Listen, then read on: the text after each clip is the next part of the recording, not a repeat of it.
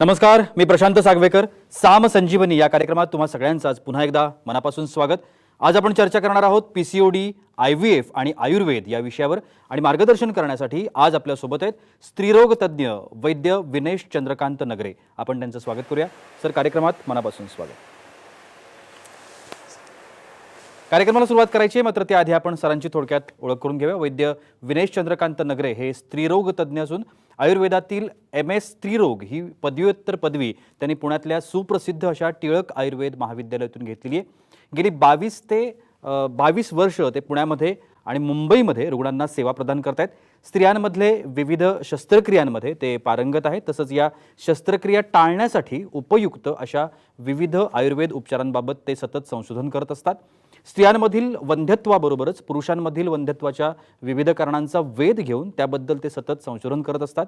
प्रथमच IVF करायला सांगितलेल्या तसेच IVF करूनही यश न मिळालेल्या अनेक रुग्णांना त्यांनी यशस्वी असं मार्गदर्शन केलंय.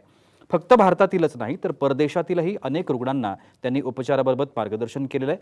अपत्य प्राप्तीसाठी आयुर्वेदातील विविध उपचार तसंच उत्तरबस्ती या विशेष पंचकर्मात त्यांनी प्रावीण्य प्राप्त केलंय. आजच्या विषयासंदर्भात तुमच्याही मनामध्ये प्रश्न असू शकतील, शंका असू शकतील, तुम्ही आता थेट सरांना विचारू शकता. त्यासाठी आमचा स्टुडिओ क्रमांक लिहून घ्या. 02266843333 हा आमचा स्टुडिओ क्रमांक आहे. चला तर मग कार्यक्रमाला सुरुवात करूया. सर, पुन्हा एकदा स्वागत कार्यक्रमामध्ये. पहिला प्रश्न, आत्ता हा जो सप्टेंबर महिना आता जो सुरू आहे, हा सप्टेंबर महिना PCOD जनजागृती महिना म्हणून ओळखला जातो. मुली आणि महिलांमध्ये मोठ्या प्रमाणावर आढळणारा हा जो मासिक पाळीचा आजार आहे, हा ओळखायचा असेल तर त्याला काही सोप्या पद्धती आहेत का, किंवा काही अशी लक्षणं आहेत का ज्या लक्षणांच्या माध्यमातून हा आजार आपल्याला पटकन ओळखता येईल?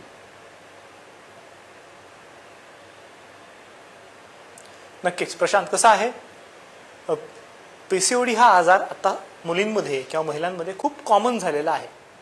पॉलिसिस्टिक ओव्हरी आजार आपल्या स्वतःला झाला हे बऱ्याच जणांना लक्षात येत नाही. आणि जेव्हा प्रत्यक्षात लग्न होतं आणि लग्नानंतर ओव्ह्युलेशन नीट नसल्यामुळे म्हणजेच बीजनिर्मितीची प्रक्रिया जेव्हा अडकते तेव्हा मूल होत नाही आणि मग अशा वेळेस ते जागे होतात. पण खरं म्हणजे लग्नाच्या आधीच किंवा अगदी टीनेजर असताना त्यांना अनेक लक्षणं दिसायला सुरुवात झालेली असते. पण या लक्षणांकडे आपण दुर्लक्ष करतो, तात्पुरती ट्रीटमेंट करतो आणि पुढे जातो. पॉलिसिस्टिक ओव्हरी म्हणजे नक्की काय? तर स्त्रीत्व ज्याच्यामुळे कळतं त्या मासिक पाळीशी संबंधित असलेला आजार. पॉलिसिस्टिक ओव्हरीमध्ये बीजांडकोशातलं बीज नीट तयार होत नाही, म्हणून ते अडकून राहतं, ते पुढे जात नाही, मॅच्युअर होत नाही, अंड फोडून बाहेर पडत नाही, मग त्याच्या बारीक बारीक गाठी होतात. पॉलिसिस्टिक म्हणजे भरपूर गाठी असलेला बीजांडकोशचा आजार. मग या गाठी झाल्यामुळे मासिक पाळीचं चक्र बदलतं. काही मुलींचं मासिक पाळी चक्र बदललेलं नसतं. काय घडतं? पण मासिक पाळी चक्रामध्ये बदल व्हायला लागले ना की त्याचे सगळे परिणाम स्त्रीत्वावर, स्त्रीच्या सौंदर्यावर व्हायला लागतात, स्त्रीच्या मनावर व्हायला लागतात. कारण शेवटी ते एक संपूर्ण शरीर आहे. मग काय काय परिणाम घडतात आपण स्लाइड्समध्ये बऱ्याचशा दाखवलेलं आहे. सगळ्यात पहिलं लक्षण असतं चेहऱ्यावर पिंपल्स यायला लागतात. काही मुलींना तर फक्त चेहरा नाही, खांदे, पाठ, छाती, काहींची पूर्ण पाठ भरून जाते, बारीक बारीक पुटकुळे आलेले असतात. बऱ्याच मुलींना ह्या पिंपल्स जास्त मोठे होतात, त्यामध्ये पस येतो, कधी कधी शरीरावर बेंड येतं, अंगावर पित्त उठतं. दुसरं लक्षण असतं केस गळणं. खरं केस हे तर मुलींचं सौंदर्याचं मुख्य लक्षण, पण चांगले केस तुटतात, गळतात, दुभंगतात, पांढरे होतात आणि गळायला लागतात. इतके गळतात म्हणजे त्याला बाल्डनेस असं साईन म्हणतात, म्हणजे टक्कल पडेल की काय इतका केसांचा ऱ्हास व्हायला लागतो. मुली घाबरून जातात. चांगले केस तर जातात आणि अनावश्यक केस पुरुषांप्रमाणे यायला लागतात. स्त्रीत्व जितकं कमी होईल तितके पुरुषांप्रमाणे केस जास्त यायला लागतात आणि हे केस अनावश्यक असतात. ओठ, हनुवटी, छाती, पाठ, स्तन, पोट यावर हे अनावश्यक केस दिसायला लागतात. याचं कारण स्त्रीत्वाचे हार्मोन कमी होतात, पुरुषत्वाचे हार्मोन वाढायला लागतात. जाडी वाढायला लागते. मुलींचं म्हणणं असतं डॉक्टर आम्ही खूप कमी खातोय तरीही आमची जाडी वाढतीये. डाएट केला, सगळं केलं, तात्पुरतं वजन कमी होतंय पण पुन्हा पुन्हा वजन वाढतंय, सातत्याने वजन वाढत जातं. चिडचिडा स्वभाव व्हायला लागतो. स्वभाव ज्या मुलीचा पूर्वी आनंदी होता ती कधी चिडेल, कधी रागावेल हे लक्षातच येत नाही. अचानक डिप्रेशन येतं. बरं, ह्या मुलीचं असं असतं की चिडल्यानंतर थोड्या वेळाने असं म्हणतं की हा माझ्या मनात असं काही नव्हतं. खरंच त्यांच्या मनात काही नसतं, पण इतका इम्बॅलन्स व्हायला लागतो की त्यामुळे चिडचिड वाढायला लागते. म्हणजे त्वचेवर होणारा परिणाम, त्वचा काळवंटे. काही मुलींचं वजन वाढल्यानंतर मानेवर काळपट पट्टा यायला लागतो, त्याला अकॉन्थोसिस असं म्हणतात. एक काळवंडणीची त्वचा, पिंपल्स येणे, जाडी वाढणे, केस गळणे, अनावश्यक केस येणे आणि चिडचिड किंवा स्वभाव बदलणे, त्याला मूड स्विंग म्हणतात. ही सगळी लक्षणं समोर तुम्हाला दिसू शकतात. आणि या लक्षणांवर लक्षात घेऊन आपण मासिक पाळीमध्ये काही बदल झालेत का, बदल म्हणजे नक्की काय. प्रत्येक वेळेस मासिक पाळी येतच नाही असं होत नाही, त्यात खूप व्हेरिएशन असतात. काही मुलींना मासिक पाळी येत नाही, काहींना आली तर उशिरा येते, काहींना 4-4 महिने येत नाही, काहींना औषध घेतल्याशिवाय पाळी येत नाही. काही मुलींना पाळी येते पण पाळीतला स्त्राव कमी होतो, 4 दिवस जायचे 2च दिवस जातं, 1च दिवस जातं. काही मुली तर म्हणतात डॉक्टर फक्त पॅडला डाग लागला इतकंच अंगावरनं गेलं. आणि त्याच्या उलट काही मुलींना इतका स्त्राव होतो की तो स्त्राव झालेला थांबवण्यासाठी विशेषतः औषध घ्यायला लागतं.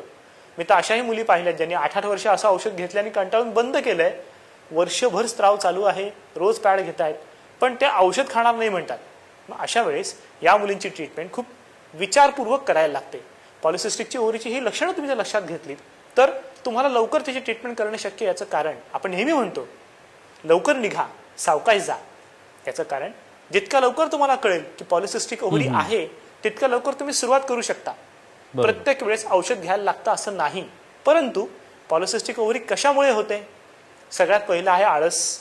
आळसामुळे शरीर जडावतं. दुसरं आहे मानसिक मोकळेपणा मिळत नाही, मनात व्यक्त करता येत नाही, खूप मोकळेपणाने जगता येत नाही, मोकळं बोलता येत नाही. आणि या सगळ्या गोष्टींमुळे किंवा आहारातला बदल असतो, अनावश्यक गोष्टी खातो, आवश्यक गोष्टी खातच नाही, चुकीच्या वेळेला खातो, झोप नीट घेत नाही, झोपेचं सगळं बदललेलं चक्र. म्हणजे आहार निद्रा ब्रह्मचर्य. आहार म्हणजे खाल्लेल्या अन्नाचं सगळं चुकीचं, निद्रा व्यवस्थित झोप नाही, अनावश्यक झोप कधी कधी असते, रात्री उशिरा झोपणे, उशिरा उठणे. आणि ब्रह्मचर्य म्हणजे उत्तम आचरण, जगण्यातली बदल. ह्या सगळ्या गोष्टींमध्ये पॉलिसिस्टिक ओव्हरी होतं. लवकर निघा म्हणजे काय? लवकर ते लक्षात घ्या आणि ह्याच्यावर काम करायला सुरुवात करा. तुमच्या जवळपासचे कोणी वैद्य असतील त्यांना भेटा. आयुर्वेदिक दिनचर्या म्हणजे नक्की काय असतं हे जाणून घ्या आणि त्यानुसार तुम्ही जर जगायला लागलात तर पॉलिसिस्टिक ओव्हरीची ट्रीटमेंट जितक्या लवकर सुरू कराल तितक्या लवकर ती बरी होऊ शकते. पण सावकाश जायला लागतं. असं पेशंट म्हणतात की डॉक्टर माझं वजन कमी करून द्या ताबडतोब, मला आत्ता पाळी आली पाहिजे, माझे केस पटकन चांगले होऊ द्यात. असं काहीही करता येत नाही. कारण हे शरीर हे संपूर्ण युनिट आहे. हे संपूर्ण शरीराचा विचार करून त्यानुसार ट्रीटमेंट ठरवावी लागते. आणि मग ते हळूहळू शरीरातले सगळे इम्बॅलन्सेस, सगळं असंतुलन कमी करता येतं. आणि हे असंतुलन जितकं चांगलं कमी होईल तितका पेशंट लवकर बरा होतो. त्यामुळे लवकर सुरू करा आणि पुढे पुढे सावकाश जा, हा पीसीओडीसाठी खरा मंत्र आहे. प्रशांत. नक्कीच सर, आता गेल्या 22 वर्षांपासून तुम्ही वंध्यत्वाच्या अनेक पेशंट्सवरती उपचार केलेले आहेत. अनेक वेळेला असं होतं की पीसीओडीसाठी IVF करायला सांगितलं जातं, पण IVF न करता तो जो काही रुग्ण आहे तो तुमच्याकडे आला आणि त्याने आयुर्वेदाचे ट्रीटमेंट घेतली आणि तो त्याच्यातून बाहेर पडला. असा एखादा काही अनुभव आपल्या गाठीशी नक्की असणार आहे, पण तो ऐकायला आवडेल. नक्कीच प्रशांत. बऱ्याचदा कसं होतं, आपण आता जो विचार केला तो सुरुवातीच्या लक्षणांचा विचार केला. खरं म्हणजे पॉलिसिस्टिक ओव्हरी जेव्हा येतं अनेक जणांना त्याबद्दल सिरियसनेस नसतो, कारण पुढे पुढे गोष्टी जात असतात. माझ्याकडे जी पेशंट एकदा आली होती तिचं वर्ष होतं 38 वर्ष. 38 वर्ष वय असताना तिला पॉलिसिस्टिक ओव्हरी खूप आधीपासून होतं, पण लग्न थोडंसं 30व्या वर्षी झालं. मग त्यानंतर पहिले 1-2 वर्ष प्लॅनिंग झालं आणि मग मूल राहावं असं ठरलं. पॉलिसिस्टिक ओव्हरीमुळे लवकर मूल राहत नव्हतं, औषधोपचार सुरू झाले, प्रेग्नन्सी राहिली, पण ती ट्युबल प्रेग्नन्सी राहिली, म्हणजे बीजवाही नलिकेत प्रेग्नन्सी राहिली आणि तिथे रप्चर झाली. ताबडतोब ऑपरेशन करावं लागलं. ती ट्यूब बांधून तोडावी लागली, त्याला ट्युबेक्टॉमी म्हणतात, साल्पिंगेक्टॉमी म्हणतात. तशी ट्यूब काढावी लागली. दुसरी ट्यूब त्यांनी चेक केली तर त्यामध्ये दुसरी ट्यूब सुद्धा थोडी दोषित होती, त्यांनी ती ब्लॉक केली. त्यांनी पेशंटला स्पष्ट सांगितलं की आता दोन्ही ट्यूब ब्लॉक आहेत, स्त्री बीजवाही नलिकेतनं आत येऊ शकत नाही, त्यामुळे प्राकृत प्रेग्नन्सी शक्य नाही, तुम्हाला IVFच करावं लागेल. पेशंटनी मान्य केलं, कारण खरंच त्याशिवाय दुसरा उपाय नसतो. IVFला पेशंट गेल्यानंतर ट्रीटमेंट सुरू झाली, टप्प्याटप्प्याने ते पुढे जायला लागले. पण असं लक्षात आलं की ट्रीटमेंट करताना बीज तर निर्माण होत आहे, पण बीजाची गुणवत्ता म्हणजे एग क्वालिटी त्याला म्हणतात ती उत्तम नाही. एकही बीज गर्भधारणेसाठी किंवा गर्भ निर्माण करण्यासाठी, एम्ब्रिओसाठी उपयुक्त नाही. त्याला क्वालिटी म्हणतात. A+, B+, A+ क्वालिटी असेल तरच एग घेतलं जातं, आणि तसं कुठलंही नव्हतं. त्यांना सांगितलं गेलं की तुम्ही डोनर घ्या, म्हणजे दुसऱ्या स्त्रीचं बीज घ्या किंवा एम्ब्रिओ डोनर घ्या, भ्रूण डोनर घ्या. पेशंट काही त्याला तयार नव्हते. पेशंटचं म्हणणं होतं मला स्वतःचा बीजच पाहिजे, मला स्वतःची प्रेग्नन्सी पाहिजे. खरं म्हणजे वय वर्ष 38 हा निर्णय तसा खूपच विचारपूर्वक घेतलेला होता. पेशंट जेव्हा भेटली आम्हाला आणि तिने ट्रीटमेंट सुरू केली तर आम्ही एवढंच सांगितलं की हे फक्त शरीरामुळे झालेलं नाही, अनेक गोष्टी यामागे असणार आहेत. मग जसं जसं आम्ही इतिहास चेक केला तेव्हा असं लक्षात आलं, मुंबईतल्या एका प्रसिद्ध सामाजिक कार्यकर्त्याची ती बायको, घरात सतत कार्यकर्त्यांचा राबता, वेगवेगळ्या गोष्टी चालू असायच्या. मिस्टरांना पतीला त्यांच्यासाठी फार वेळ मिळायचं नाही, त्यामुळे संवाद खूप नव्हता. त्यात मग वेळेवर जेवण नसायचं, वेळेवर झोप नसायची. सगळ्यांचा परिणाम सातत्याने 6-7 वर्ष होत गेला आणि फक्त पॉलिसिस्टिक ओव्हरी असलेली पेशंट हळूहळू ती सगळी सूज वाढत एंडोमेट्रियोसिसकडे गेली, गर्भाशयाला सूज आली, बीजवाही नलिकेला सूज आली आणि त्याच्यामुळे गर्भधारणा होणं किंवा त्या सुजेमुळे बीजांडकोशाला जो प्रॉब्लेम जास्त वाढला त्यामुळे बीज चांगल्या क्वालिटीचे निर्माण न होणं अशी अडचण सुरू झाली.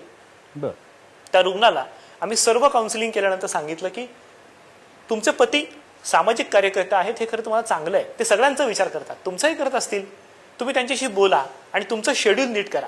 भलेही घरात किती लोक आले तर तुमचं शेड्यूल नीट करा, स्वतःसाठी करा, 1 वर्ष करा, जास्त नाही. नंतर तुम्हाला सामाजिक काम करायचंच आहे. दोघांनीही ते मान्य केलं आणि मग त्यानंतर जसं जसं लाईफस्टाईल बदलत गेली, हळूहळू औषधांमध्ये बदल करत गेलो, पंचकर्माचा थोडासा आधार घेतला, मध्ये 1-2 उत्तरबस्ती करावे लागले. पण त्यानंतर हळूहळू जसं जसं रिपोर्ट चेक करत गेलो असं लक्षात आलं की ओव्ह्युलेशन वेळेवर होतंय. त्यापूर्वी त्यांचं ओव्ह्युलेशन कधीही औषध दिल्याशिवाय होत नव्हतं. औषध न घेता ओव्ह्युलेशन पहिल्यांदा झालं होतं. दुसरी गोष्ट, पेशंटला औषध घेतल्यावरच पाळी येत होती जेव्हा तिचं IVF चालू होतं. आपण जेव्हा ट्रीटमेंट सुरू केली साधारणपणे 8 महिने लागले. सुरुवातीला काही लगेच झालं नव्हतं. जसं मगाशी मी म्हटलं, लवकर निघा, सावकाश जा. सावकाशपणे ट्रीटमेंट केल्यानंतर शरीराने प्रतिसाद द्यायला सुरुवात केली आणि मग मासिक पाळी हळूहळू नियमित झाली. ओव्ह्युलेशन नीट व्हायला लागलं, अस्तराची निर्मिती उत्तम झाली. अस्तर साधारणपणे 9 ते 10 mm असायला लागतं आणि त्याची निर्मिती झाल्यामुळे त्या दोन्ही गोष्टी पॉझिटिव्ह आल्या. पेशंटला आम्ही सांगितलं की दोन्ही ट्यूब ब्लॉक आहेत ते ओपन करून परत प्रेग्नन्सीला चान्स करणं शक्य नाही, तुम्ही नक्की IVF ला जा आणि त्यांना विचारा की आता माझं स्वतःचं बीज वापरता येईल का. पेशंट तिथे गेली, त्यांनी सगळे रिपोर्ट केले. ओव्ह्युलेशनसाठी त्यांनी इंजेक्शन दिलं. पहिल्याच इंजेक्शनमध्ये खूप छान बीज तयार झाली. एम्ब्रिओ 8 तयार झाले, जे पूर्वी एकही बीज तयार होत नव्हतं, तिथे एम्ब्रिओ भ्रूण 8 तयार झाले. त्यातलं 1 त्यांनी वापरला. 39व्या वर्षी पेशंटला प्रेग्नन्सी राहिली, 40व्या वर्षी पेशंट डिलिव्हर झाली आणि पेशंटला कुठलाही त्रास नव्हता. Pregnancy induce hypertension, pregnancy induce diabetes, कुठलाही त्रास न होता पेशंटचे 9ही महिने चांगले गेले. बाळ अतिशय हेल्दी झालं. साधारणपणे आता वर्षापूर्वी ती प्रेग्नन्सी डिलिव्हर झालेली आहे आणि बाळ अतिशय सुदृढ आहे. अनेकांना असं वाटतं की पॉलिसिस्टिक ओव्हरी आहे, इतर प्रॉब्लेम आहेत, वय वर्ष 40 पर्यंत गेले तर प्रेग्नन्सी राहील का. या सगळ्यांसाठी ही पेशंट अत्यंत उत्तम उदाहरण आहे की पॉलिसिस्टिक ओव्हरी असतानाही, IVF सांगितलेलं असतानाही ते होत नसेल तर गर्भधारणा प्राकृतपणे सहज शक्य आहे. प्रशांत. नक्की सर, खरं तर मला आता ब्रेकवरती जायचं आहे, पण त्याच्या आधी मला एक प्रश्न मुद्दा म्हणून विचारायचा आहे. तो म्हणजे आत्ता 4:30 वाजता तुम्ही यूट्यूबवरती एक वेबिनार करताय, ज्या वेबिनारमध्ये तुम्ही पुन्हा या सगळ्या प्रश्नांची उत्तरं, कारण हा 20-22 मिनिटांच्या कार्यक्रमामध्ये सगळ्या प्रश्नांची उत्तरं विस्तृतपणे देणं शक्य होत नाही आणि अनेक लोकांचे प्रश्न असतात, स्त्रियांचे प्रश्न असतात. तर नक्की या वेबिनारमध्ये 4:30 वाजता जे आज आत्ता होणार आहे त्याच्यामध्ये काय असणार आहे? प्रशांत, कसं असतं, साम टीव्हीवर आपण किंवा इतर टीव्हीवर कार्यक्रम करत असताना कमी वेळेत खूप जास्त माहिती देणं गरजेचं असतं. पण अनेक लोकांना प्रत्यक्ष संपर्क साधून प्रश्न विचारायचा असतात. बरोबर. डॉक्टरकडे डायरेक्ट ट्रीटमेंट चालू करणं त्यांना तसं खूप योग्य वाटत नाही. मग अशा वेळेस या सर्व लोकांना प्रत्यक्ष उत्तर देण्यासाठी आज संध्याकाळी 4:30 वाजता आमच्या युट्यूब चॅनलवर श्री माऊली विश्व आयुर्वेद असं तुम्ही जर टाईप केलं तर युट्यूब चॅनल येईल. चॅनलला तुम्ही सबस्क्राईब करा, बेलचं नोटिफिकेशन बटन आहे तिथं क्लिक करा, म्हणजे तुम्हाला नोटिफिकेशन येईल. कार्यक्रम चालू झाला की तुम्हाला कळेल. कार्यक्रमात तुम्ही या, शेजारी कॉमेंट बॉक्स असेल, कॉमेंट बॉक्समध्ये तुमचा प्रश्न टाईप करा. आमचे 2 असिस्टंट डॉक्टर ते सतत प्रश्न लिहून ठेवतात आणि माझ्याकडे देतात. मी त्या सर्व प्रश्नांना उत्तर देण्याचा प्रयत्न करणार आहे. प्रयत्न असा आहे की जितके पेशंट येतील, समजा 50, 60, 100, 200, सगळ्यांच्या प्रश्नांना आपण उत्तर देण्याचा प्रयत्न करणार आहे. मी स्वतः प्रत्यक्ष तुम्हाला भेटणार आहे. इतर वेळेस असं भेटणं शक्य होत नाही. या वेबिनारमध्ये मी तुम्हाला प्रत्यक्ष नक्की भेटेन अशी खात्री मी तुम्हाला देतो. नक्की. आणि त्या संदर्भातली अधिक माहिती, विस्तृत माहिती जर तुम्हाला पाहिजे असेल तर आत्ताच टीव्ही स्क्रीनवरती नंबर सुरू आहेत. या नंबरवरती तुम्ही कुठल्याही नंबरवरती संपर्क करा. वेबिनार संदर्भातली आणि डॉक्टरांचं मार्गदर्शन हवं असेल किंवा उपचार घ्यायचे असतील तर त्या सगळ्या संदर्भातली माहिती त्या ठिकाणी तुम्हाला निश्चितपणे मिळू शकेल. वेळ होते एका छोट्याशा ब्रेकची. कुठे जाऊ नका, पाहत रहा साम संजीवनी.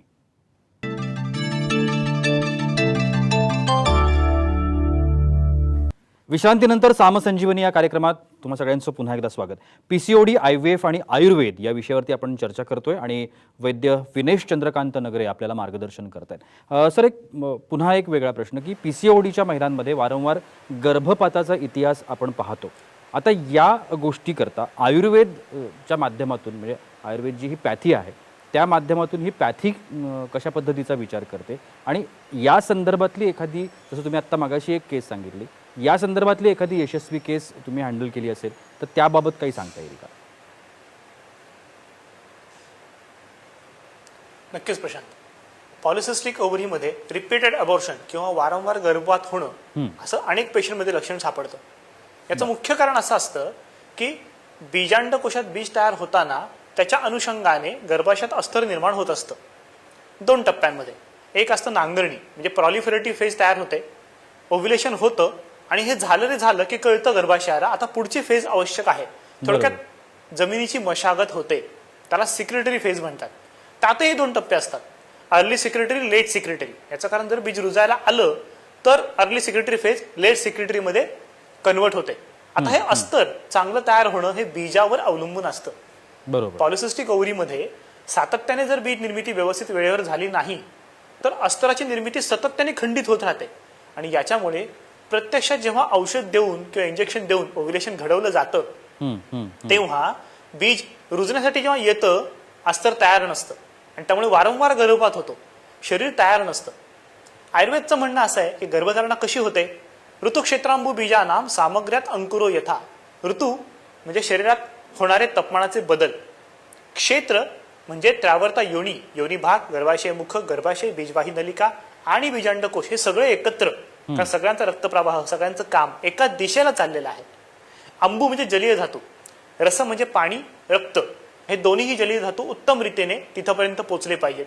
आणि बीज, बीज वेळेवर तयार होणं, ते वेळेवर बाहेर पडणं हे गरजेचं आहे. आता हे चारही फॅक्टर जर एकत्र आले तर गर्भधारणा, धारणा म्हणजे काय? गर्भप्राप्ती फक्त महत्वाची नाहीये, गर्भधारणा होणे महत्वाची आहे. यासाठी गर्भधारण करून 9 महिने टिकणं गरजेचं आहे. बऱ्याचशा पेशंटमध्ये पॉलिसिस्टिक ओव्हरीच्या पहिल्या 3 महिन्यात गर्भपात होतो. याचं कारण धारणा टिकून राहत नाही, गर्भाला संरक्षण मिळत नाही. आता आयुर्वेदनुसार विचार करायचा म्हटलं तर काय नक्की विचार असतो? अगाशी एका स्लाइडमध्ये श्लोक दिलाय, प्रीणनम जीवनम लेपो स्नेहो धारण पूर्णे गर्भोत्पादश्च धातूनाम श्रेष्ठ कर्म क्रमास्मृतम. सर्व धातूंचं काम गर्भाचे उत्पादन करणे आहे, पण ते क्रमाने आहे. त्यात असे धातू धारण करतो, त्यामुळे धारण उत्तम झालं असेल तर गर्भ टिकेल.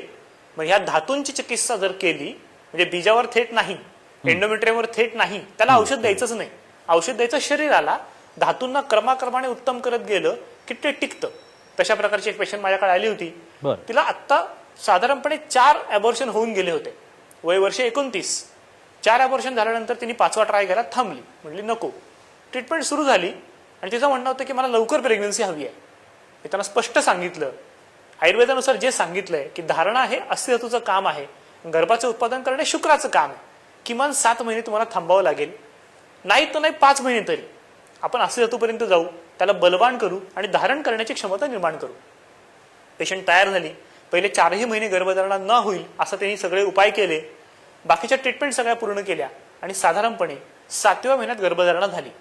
सांगितल्यानुसार ऐकल्यामुळे ती गर्भधारणा टिकली आणि व्यवस्थित डिलिव्हर 9 महिन्यांनी झाली. यामध्ये विचार हाच होता की धारण होणार आहे का? केवळ गर्भप्राप्ती होणं महत्वाचं नसतं. अनेक रुग्णांना होते गर्भप्राप्ती, IVFच्या कित्येक लोकांना होते. त्यांचं केमिकल अबॉर्शन होतात, 2.5 महिने होतात, 3 महिने होतात आणि अचानक हार्टबीट थांबतात. याचं कारण गर्भ टिकून राहणे, त्यासाठी धारण होणे गरजेचं आहे आणि धातू चिकित्सा ही आयुर्वेदातली स्पेशल चिकित्सा त्यासाठी उपयोगी पडते. प्रशांत. नक्की सर, पीसीओडी बद्दल आपण बोललोय. आता अनेक कारण, पीसीओडी सोडून सुद्धा अनेक कारण असतात ज्याच्यामुळे हे जे काही सगळ्या समस्या आहेत किंवा वंध्यत्वासारखी जी समस्या आहे ती आपल्याला दिसून येते. आता याच्यामध्ये आयुर्वेदाच्या माध्यमातून आपल्याला काही करता येतं का? निश्चितच.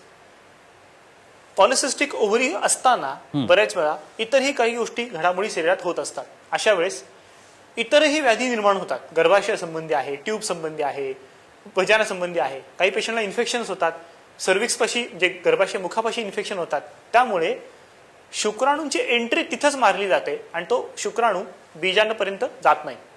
एका पेशंटला असंच झालं होतं की पीसीओडी होतं, ट्रीटमेंट सुरू झाली आणि त्या काळात तिला असं लक्षात आलं की एंडोमेट्रियोसिस नावाचा एक आजार आहे जो झालेला आहे. म्हणजे गर्भाशयाच्या अस्तराला आलेली सूज म्हणजे एंडोमेट्रियोसिस. पॉलिसिस्टिक ओव्हरी हा बीजांडकोशाचा आजार. बरं, एंडोमेट्रियोसिसमुळे गर्भाशय मुखाला प्रॉब्लेम आलेला, बीजवाही नलिकेला प्रॉब्लेम आलेला, प्रत्यक्ष संबंध येताना अतिशय दुखायचं, आग व्हायची. याचं कारण तिथे योनी भागाला प्रॉब्लेम झालेला. मग अशा वेळेस पॉलिसिस्टिक ओव्हरीचं ट्रीटमेंट करताना बाह्य चिकित्सा आणि त्याच्याबरोबर अंतरचिकित्सा म्हणून पंचकर्म चिकित्सा आणि उत्तरवस्ती मात्र करावे लागले. हे सगळे केल्यानंतर हळूहळू गर्भाशय शांत होत गेलं. प्रत्यक्ष संबंध येताना त्रास पूर्ण बंद झाला. गर्भाशय मुखाला सूज असल्यामुळे पांढरा स्त्राव व्हायचा, तोही बंद झाला. पाळी आल्यानंतर त्या पेशंटला इतकं दुखायचं की पेन किलरच्या कमीत कमी 20 गोळ्या ती पेशंट खायची. बापरे. त्या 20 गोळ्या हळूहळू बंद होत गेल्या. 6 महिन्यात त्या गोळ्या पूर्ण बंद झाल्या. एकही गोळी घ्यावी लागली नाही. पेशंट इतके खुश झाले, ती म्हटली डॉक्टर मला बाळ नंतर मिळालं तरी चालेल, माझं हे दुखणं थांबलं, हे खूप मोठी गोष्ट झाली. गेले 6 वर्ष मी हे सगळा त्रास सहन करतेय. हा सगळा त्रास कमी होत गेला आणि मग लक्षात आलं की गर्भाशयाचा त्रास कमी झाल्यामुळं ती सूज जी बीजांडकोशाला त्रास देत होती ती पण कमी झाली आणि मग ओव्ह्युलेशन चांगलं होऊन पेशंटला गर्भधारणा झाली. अशा वेळेस फक्त बीजांडकोशाचा किंवा फक्त पीसीओडीचा विचार करून चालत नाही. विचार दोन्हीचा करायला लागतो, सार्वजनिक विचार करायला लागतो आणि शरीराकडून जो परिणाम गर्भाशयावर आलाय तसा विचार करून ट्रीटमेंट केली तर यश नक्की मिळू शकतं. प्रशांत. निश्चितपणानं. आणि आता खरं तर कार्यक्रमाच्या अगदी अंतिम टप्प्यामध्ये आपण आहोत आणि वेबिनार आत्ता आहे 4:30 वाजता ताबडतोबच सरांचं. कारण जसं मी मगाशी म्हटलं की 22 मिनिटांच्या या काळामध्ये सगळ्या प्रश्नांना विस्तृतपणे उत्तरं देणं शक्य नसतं. त्यामुळे तुमचे जे काही प्रश्न असतील, समस्या असतील, अडचणी असतील वंध्यत्वा सोबतच्या किंवा अजूनही कोणत्या आजाराच्या संदर्भातल्या, तर तुम्ही निश्चितपणानं थेट सरांना या वेबिनारमध्ये विचारू शकता. श्री माऊली विश्व आयुर्वेद हे जे सरांचं यूट्यूब चॅनल आहे त्या ठिकाणी हा जो वेबिनार आहे, हा लाईव्ह वेबिनार त्या ठिकाणी होणार आहे. सर, तुम्ही आजच्या कार्यक्रमात आलात आणि एवढी छान माहिती आमच्या प्रेक्षकांना दिलीत त्याबद्दल तुमचे अगदी मनापासून आभार.